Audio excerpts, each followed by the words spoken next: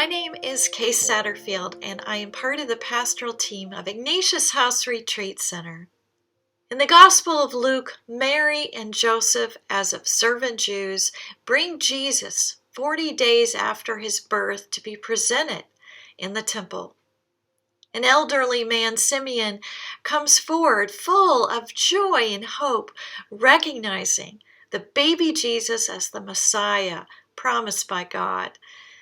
Simeon proclaimed to them that Jesus is the hope and revelation of God's light, not only for Israel, but for all peoples.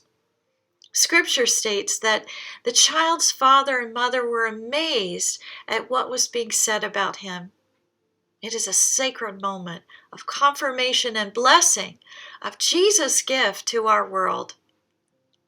In this passage, Simeon also cast a shadow on this moment as he additionally prophesies that Jesus will be opposed by many. With Simeon's prophetic message of hope and joy and light fulfilled that day, he also proclaims a message of future rejection and conflict to be experienced by Jesus. There is a shadow to the light of his gift of being, the shadow of the cross. This shadow is something that Mary had to hold in her heart as she pondered Simeon's final words, "And a sword will pierce your heart." These words must have haunted and worried Mary as a mother of a newborn son. As a mother myself and now grandmother, I have understood these words, "and a sword will pierce your heart," as a prophecy for all those who are to become parents or grandparents. One friend of mine said, "For every child born into a family, there's another child to worry about." For that matter, it applies to anyone you choose to love deeply and let into your heart.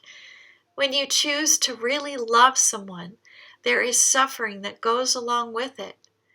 You suffer with that person when he or she is suffering.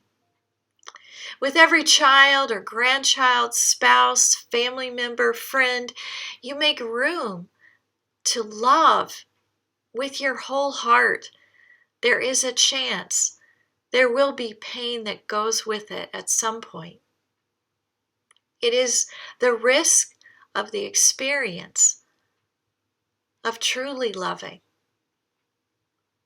It made me think of the beautiful movie Shadowlands, based on the life of C.S. Lewis, about his relationship and eventual marriage in middle age to Joy Davison, a divorced American poet. In the light of their joy and happiness for one another on their honeymoon, Joy gently warns Lewis that in opening his heart to the experience of their deep love, there will also, at some point, be deep pain. It is all part of it. Joy was in remission for cancer at the time of their honeymoon. When we let people intimately into our hearts, we risk our hearts being pierced by a sword. But it is a risk worth taking. New life always brings hope. Simeon, as God's faithful servant, felt called to express his joy and hope in seeing the baby Jesus that day. He was given the gift to know that in this child Jesus dwelled the incarnation of God, the promise that the love of God is truly with us always.